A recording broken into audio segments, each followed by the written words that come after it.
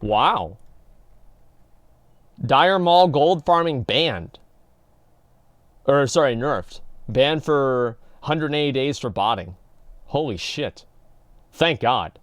Like, I do think that Blizzard needs to take a really, really hard stance on botting and doing anything like that. Because I feel like that kind of stuff, it's just really bad for the game. And I hope that nothing like that does happen.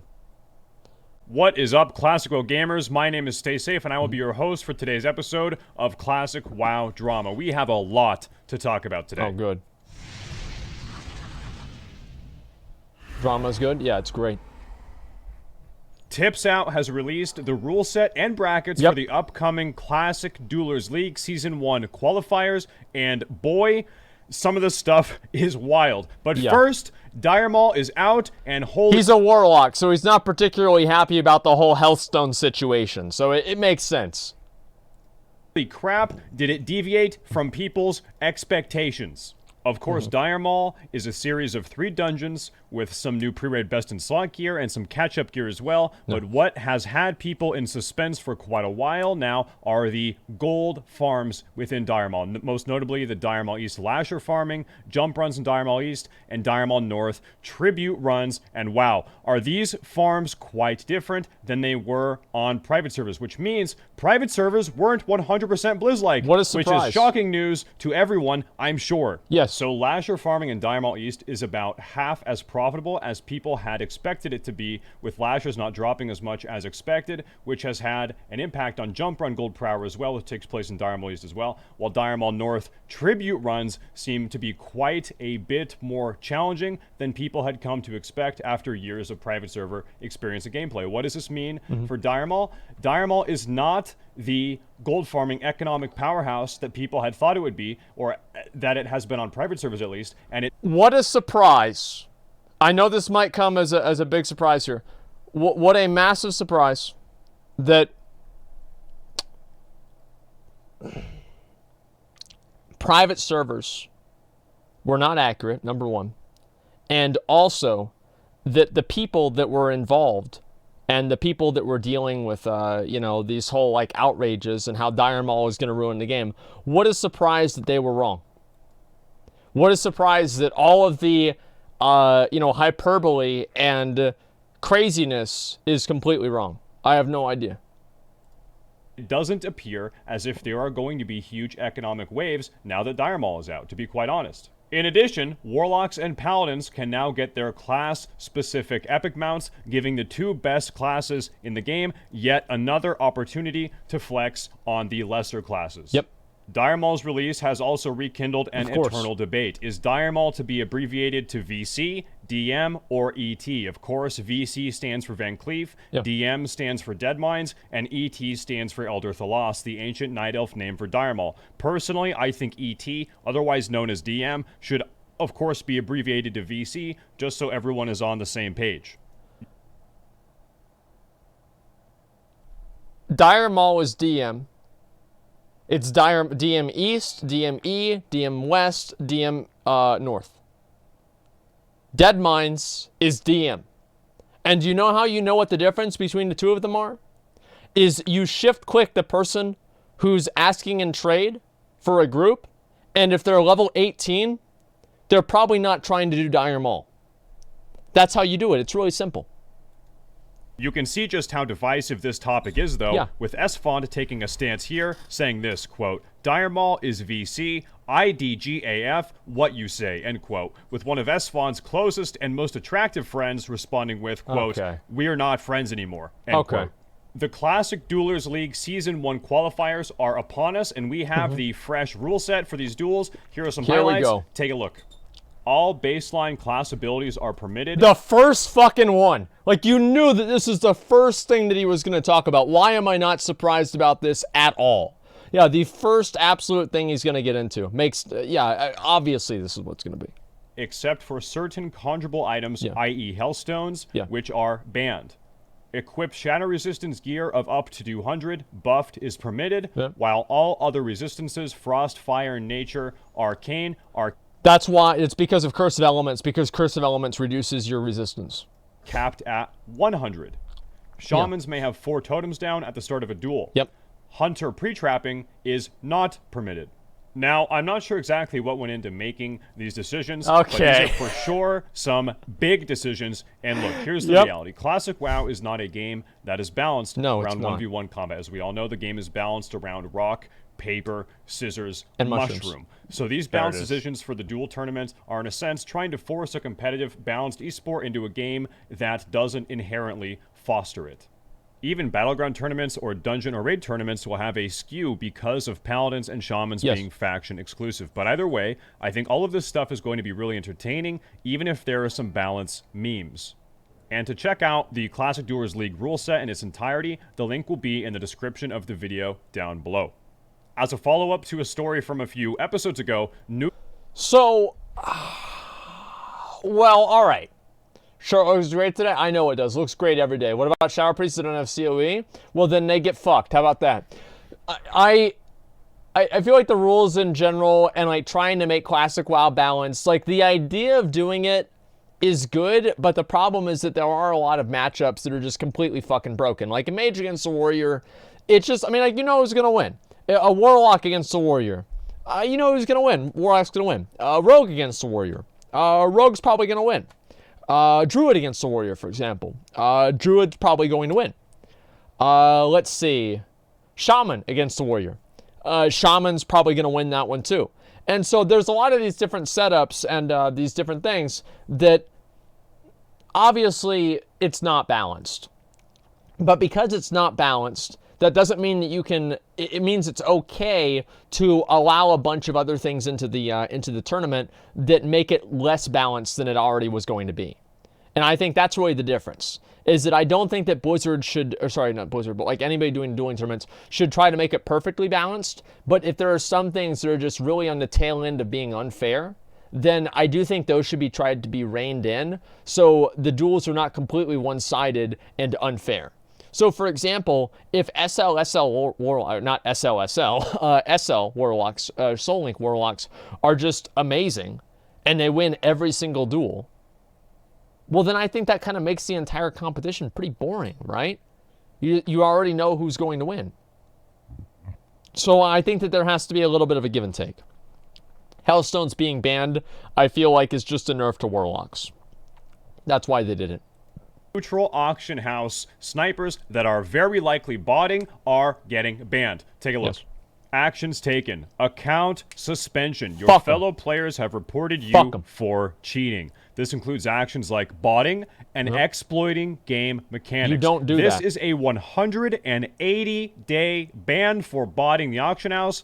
It should be a 180, like if Blizzard, here's what Blizzard should do. If you're botting in Classic WoW, they should put you in jail. That's what they should. They should put you in jail. Like, this is the thing, right? You should agree. No, you should go to jail because it's annoying. Like, you have all this fucking items in the game. You know, WoW jail? Yeah, no, I mean WoW jail. I mean, like, in the, you know, like in the stockades, they should make, like, you know, like the other portal inside of the stockades? They should open up that gate. And here's what they do, right? Is they open up the gate of the other stockades area that they never introduced in Classic WoW. And it's called the Cheater's Prison. Or the Cheater's Paradise or something like that. And there are a bunch of mobs that they can sit there and bot and farm all day. Except for the mobs don't drop anything. It's like a weird fucking Dante's Inferno third circle of hell thing, right? You eat as much as you want and you're never fucking hungry. Or I think it's fourth circle of hell. Doesn't matter. Gluttony, etc. Right? And so you just sit there and you farm out these mobs. You can bot the mobs all day. And the players log in that are banned. They log in and they can only be in this zone. And they're confined to these different little cages. And then players can walk in and observe the banned players in their cages and make fun of them. And then there's also little barrels that are next to the cages that you can take apples and rotten tomatoes out of and throw it at the botters. And what this would do, obviously, is it would make it to where the botters get to be made fun of and they're made a spectacle out of, and they're a joke in the community. And I think that making people look stupid is probably the strongest form of punishment because everybody's insecure nowadays. So if you make somebody feel insecure and stupid, then it's the best punishment that you can possibly give them. And that's the way that you should handle it. You put them in these cages and they can only log in. Oh, and then by the way, they have to log in. Every day they log in and they stay in their cage for an hour, it takes 1 day off of their suspension, off of 180 days.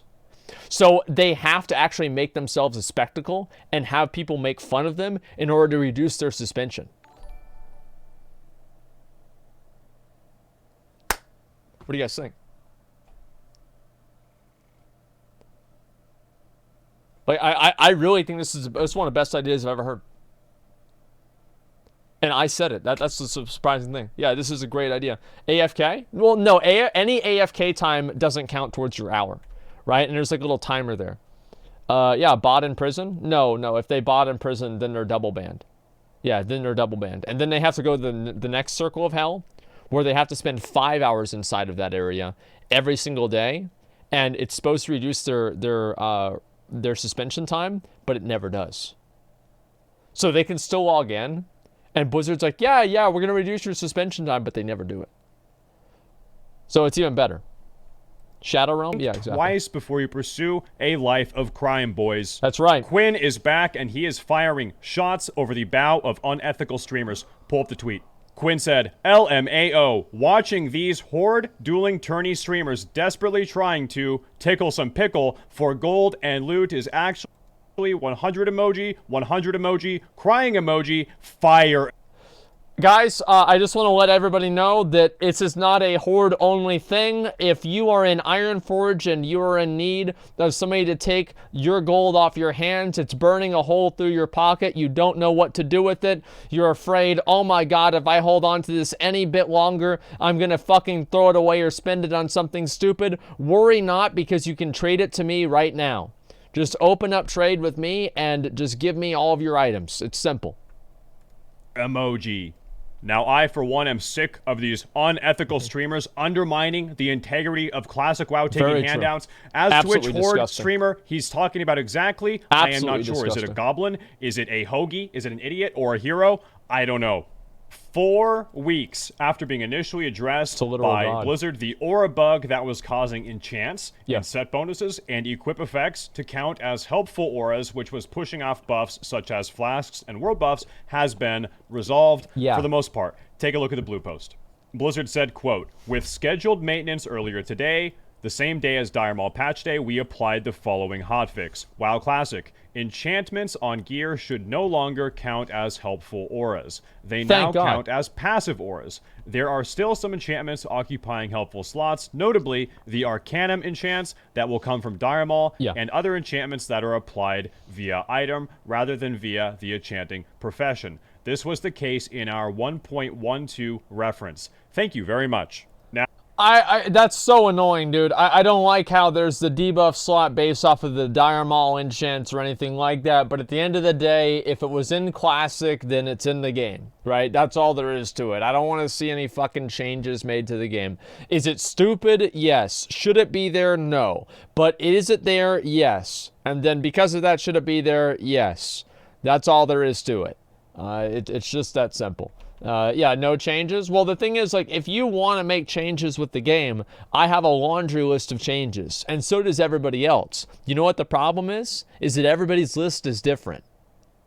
That's what the problem is with these no changes people, or making changes. Everybody has a different list. Now, at this point, who knows what else might count as a beneficial aura, but for your average player, this shouldn't really be a concern, to be honest, because it just takes so many buffs for this issue to even manifest in the first place. Well, a Reddit user that goes by the name Power Cucks, in all caps, called out the guild power, objectively the best guild on Fairlina, by the way, by saying this. Spoiler alert. Oh my god. Staysafe using the guild to gear out his private server clique. There it There's is, about 10 dude. people in that guild that get everything, and then anyone that tickles their pickle and gives them gold gets priority in raids. And then he goes on to say, so if you're looking to carry a bunch of toxic, unemployed, socially defunct private server losers and increase the size of your guild bank, Power is for you.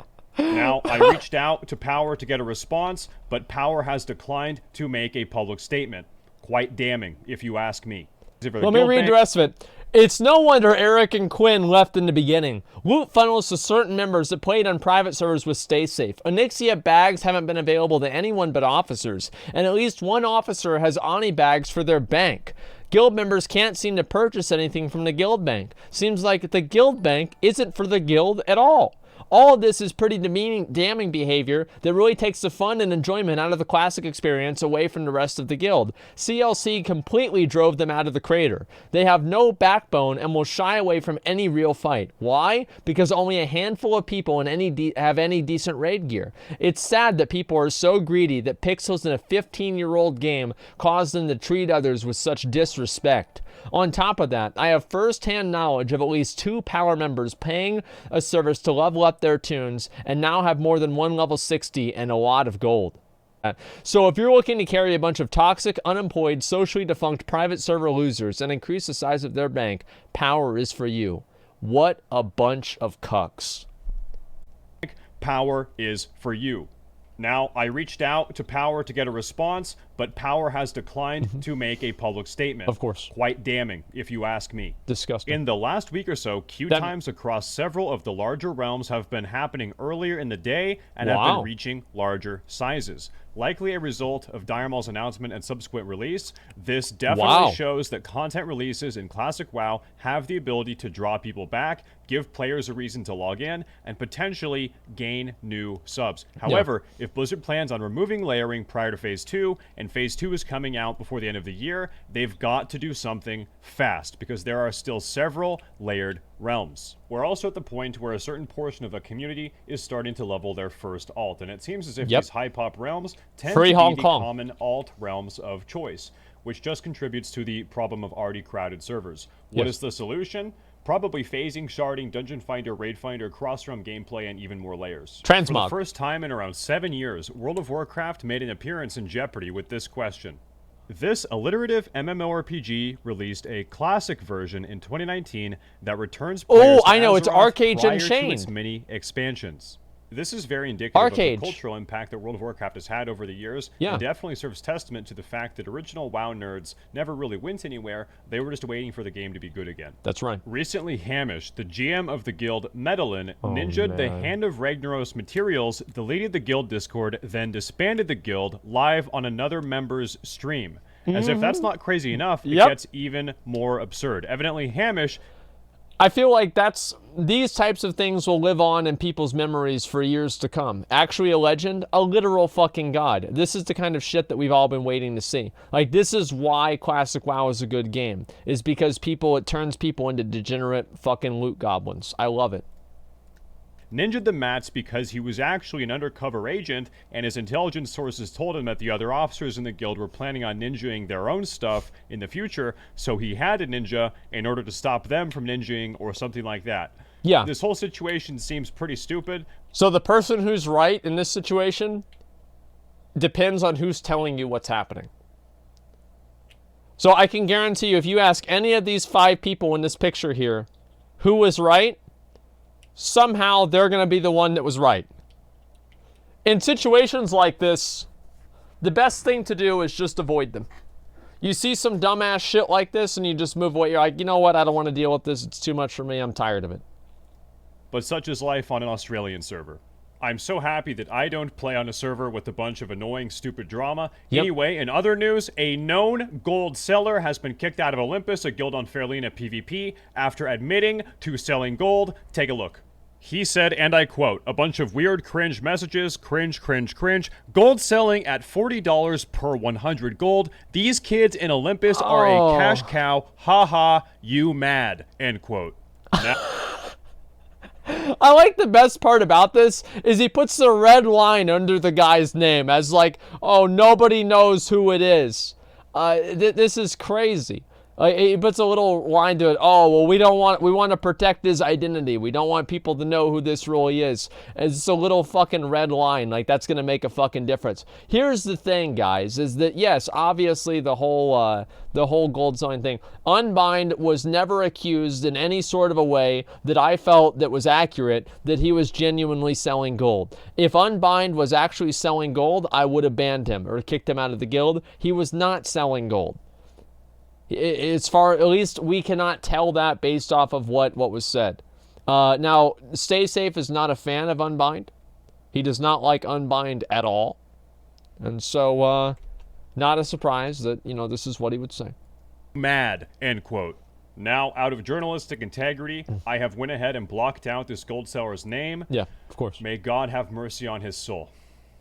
By now, you guys know that on the Staysafe Real News Network, my top investigative team and I are dedicated to bringing you the most pressing news, drama, and information about Classic WoW. To get involved and submit ideas or future stories for upcoming episodes, join my Discord and get active in the drama channel. Also, make sure to subscribe, hit the bell, and find me on Twitch, or I might end up homeless. For all future updates, find me on Twitter. Thanks for watching, everyone, and as always, stay safe.